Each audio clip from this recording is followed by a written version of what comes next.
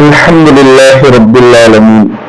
அல்லாஹ்வின் நல்லடியார்களே, பெரியோர்களே, அன்புக்குரியவர்களே, இன்று நாம் ஒஜுவை பற்றி ஓதக்கூடிய துவாக்களை பற்றி சுருக்கமாக பார்க்க இருக்கின்றோம்.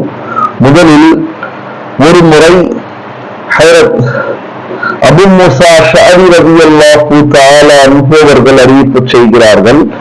அவர்களே ரசூலுல்லாஹி ஸல்லல்லாஹு அலைஹி வஸல்லம் அவர்களுக்கு வுது செய்வதற்காக தண்ணீரை கொடுத்தார்கள். தண்ணீரை கொடுத்த பிறகு கண்மணி நாயகம் ஸல்லல்லாஹு அலைஹி வஸல்லம் அவர்கள் வுது செய்துவிட்டு இவ்வாறு கூறினார்கள்: அல்லாஹும்ம கஃபிர்லி தம்பி வஸ்ஸிஅலி ஃபீ தாரி வபாரிக் லி ஃபீ ரிஸ்கி. அழகான துவா பாருங்க. சுருக்கமாக, அல்லாஹும்ம இக்ஃபிர்லி தம்பி, என்னுடைய பாவத்தை நீ மன்னிப்பாயாக, வஸ்ஸிஅலி ஃபீ தாரி, என்னுடைய வசிப்பிடத்தை விசாலமாக்கி தருவாயாக, நல்ல தாராளமான வீட்டை தருவாயாக, சொந்தமான வீட்டை தருவாயாக, பிரச்சனை இல்லாத ஒரு இடத்தை தருவாயாக, நிம்மதியான ஒரு இடத்தை தருவாயாக. இது எல்லாம் இந்த வார்த்தைக்குள்ள அடங்கும். மூன்றாவது வார்த்தை, மூன்றாவது கலிமா, வபாரிக் லி ஃபீ ரிஸ்கி, என்னுடைய வாழ்வாதாரத்தை அதில் பரக்கத்து செய்வாயாக, என்னுடைய சம்பாத்தியத்தை உயர்த்துவாயாக, வரக்கூடிய சம்பாத்தியத்தில் நல்ல செழிப்பையும் பரக்கத்தையும் ஆஃபியத்தையும் சலாமத்தையும் தருவாயாக என்பது இந்த ஹதீஸுடைய, இந்த துவாவுடைய அர்த்தமாக இருக்கிறது.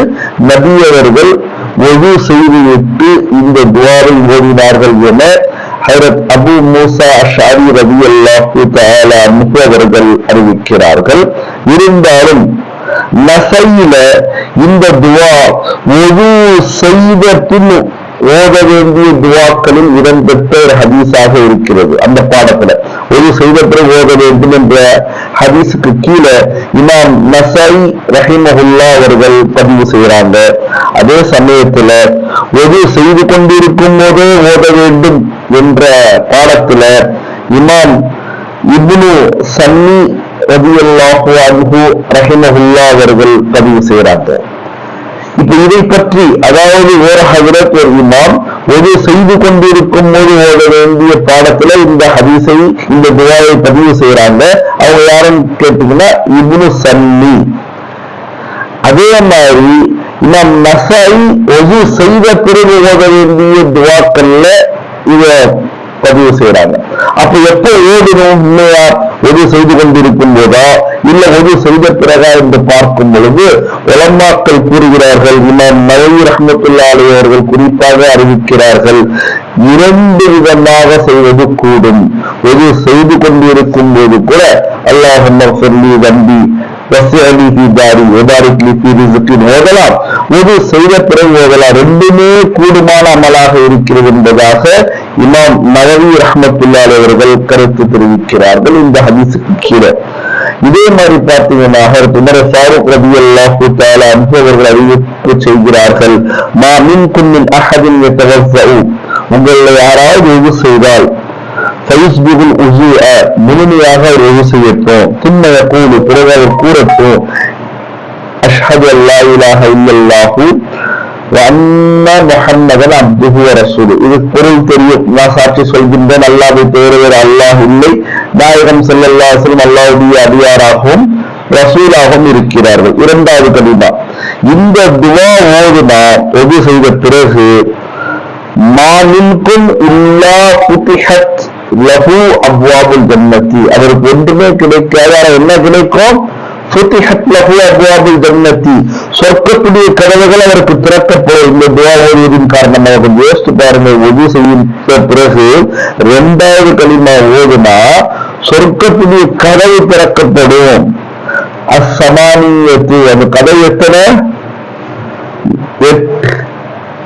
8 கதவுகள். சொர்க்கத்துக்கு 8 கதவுகள் இருக்கின்றன. 8 கதவுகள் திறக்கப்படும்.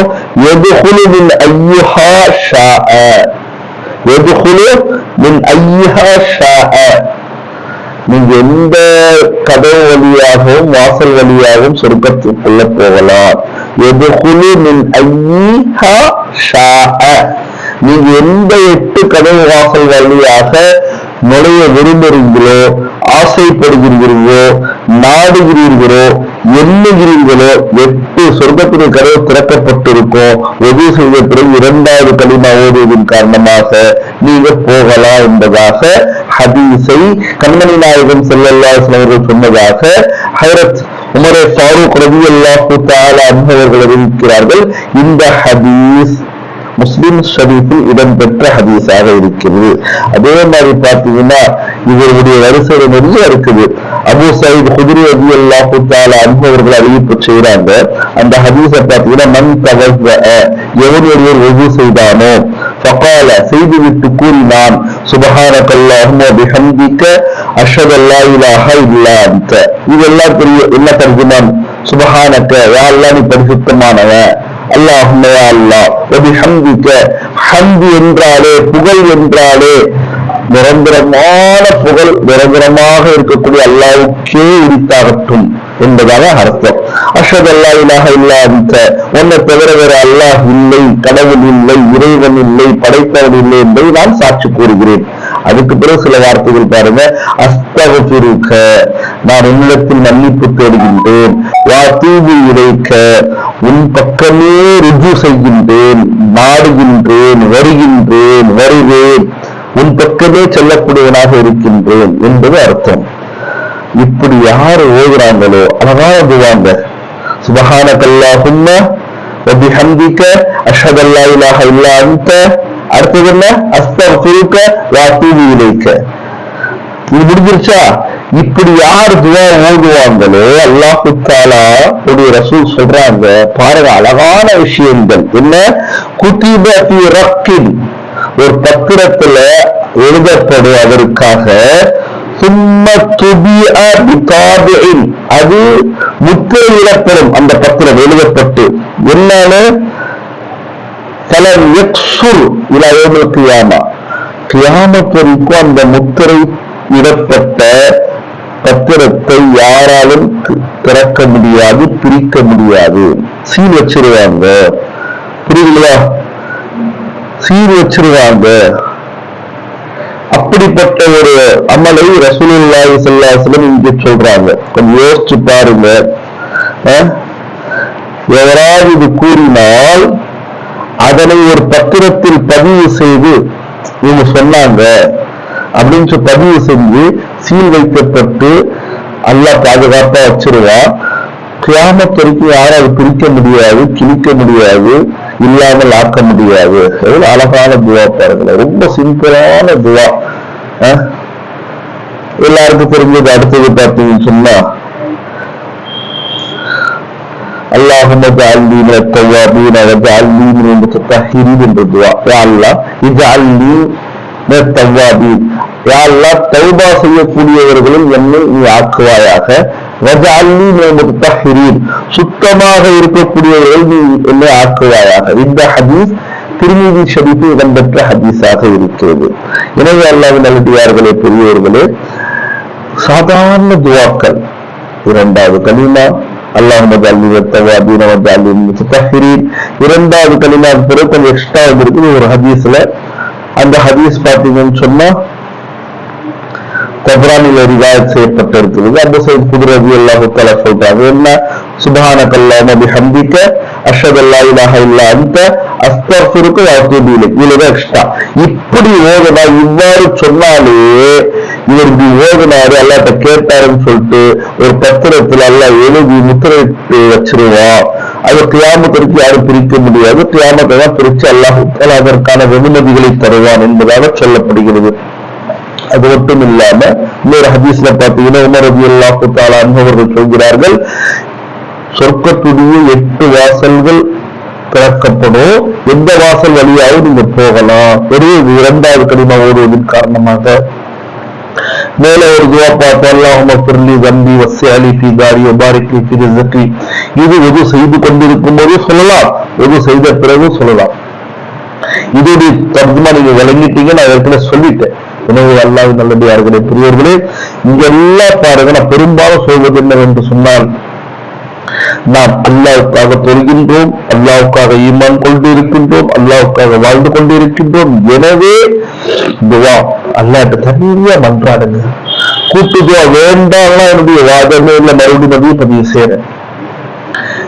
2 துவாக்களில் ஹதீஸுடைய அடிப்படையில, குர்ஆனுடைய அடிப்படையில, நபிமார்களுடைய வாழ்க்கையுடைய வரலாறுடைய அடிப்படையில கூட்டு துவாவை விட தனிமையான துவாதான் எல்லா நபிமார்களும் பெரும்பாலும் பயன்படுத்தி இருக்கிறாங்க. எனக்கு கூட்டு துவாவிற்கு பலமான ஆதாரம் எனக்கு தெரிஞ்சு எனக்கு கிடைக்கல. எனவே அது செய்யக்கூடாது என்பது வாதமும் இல்லை. அது நல்ல அமல் தான், முஸ்தஹபான அமல் தான், அந்த மாற்று கருத்து இல்லை.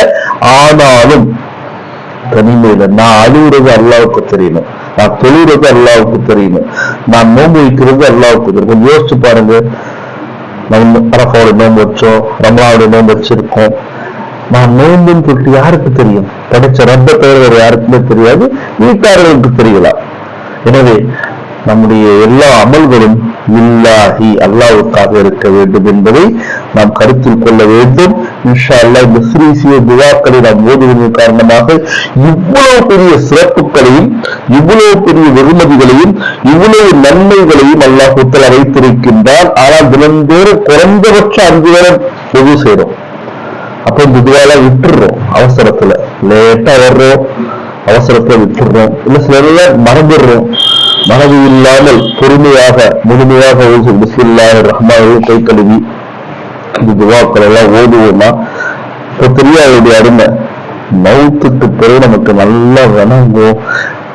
ஹதீஸ்ல வந்திருக்குது, எந்த நேரத்தை நாம் வீணாக்கினோமோ அந்த நேரத்திற்காக ஒவ்வொரு முஃமினும் அடையாலும் இறந்த பிறகு வேதனைப்படுவான். அந்த நேரத்தை நான் வீணாக்கிட்டேனே, அந்த நேரத்தில் ஏதாவது நல்லது செஞ்சிருக்கலாமே அப்படின்னு யோசிப்பான் என்பதாக வந்திருக்கிறது. எனவே அல்லாஹ் தஆலா அனைவருக்கும் இந்த துஆக்களை முழுமையாக ஞாபகம் வைத்து அல்லாஹ்விற்காக ஓதக்கூடிய தௌஃபீக்கை அல்லாஹ் தந்தருள்வானாக. ஆமீன். வாஹிரு தஅவானா அல்ஹம்துலில்லாஹி ரப்பில் ஆலமீன். அஸ்ஸலாமு அலைக்கும் வரஹ்மத்துல்லாஹி வபரகாத்துஹு.